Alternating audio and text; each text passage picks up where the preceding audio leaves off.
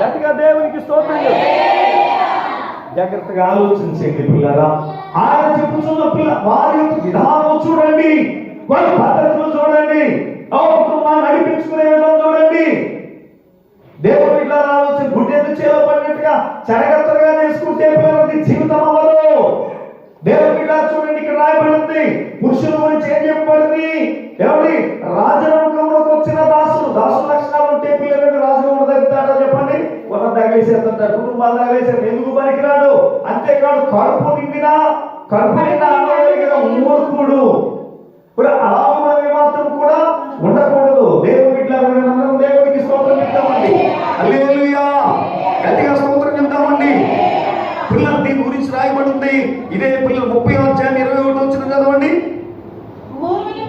భూమిని వణికించినవి 3 కలవు, అది మోయలేనివి 4 కలవు. వినండి అమ్మా, అందరూ కూడా వినండి. భూమిని వణికించేవి ఎన్ని ఉన్నాయటండి? 3 ఉన్నాయటండి. అది మోయలేనివి అంటే మొత్తం ఎన్ని? మొత్తం 4.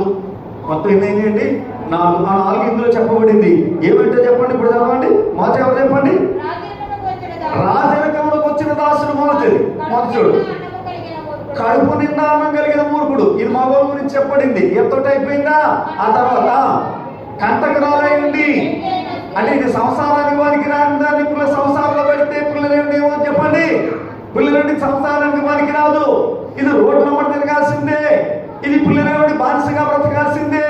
ఇది ఒక పిల్లలండి ఎందుకు పనికిరాని బజార్దాలో బతకాల్సి కానీ తిరిగి పెళ్లి చేస్తే ఏం చేస్తుంది?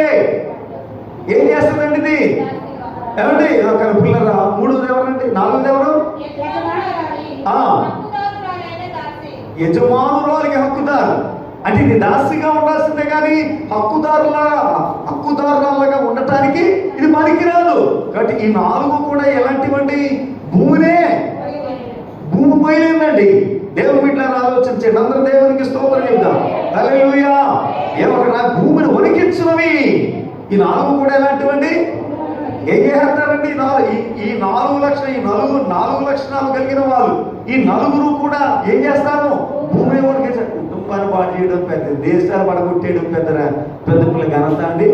దేవుని బిడ్డలను ఆలోచన పెద్ద గొప్ప ఏం కాదు. జీవితాలు కుటుంబాలు పాటు చేసేయడం పెద్ద గొప్ప ఏం కాదు. కాబట్టి పిల్లరా, మనం సంవత్సరాంతంలోకి వెళ్తున్నాం. మనం ఏ స్థితిలో ఉన్నాము, ఏ పరిస్థితుల్లో ఉన్నాము, దేవుని బిడ్డలను ఆలోచన చేయండి పిల్లరా. ఒక మాట నేను మీతో చెప్తున్నాను. ఆయన నిజంగా భరించేవాడు కనుక మనం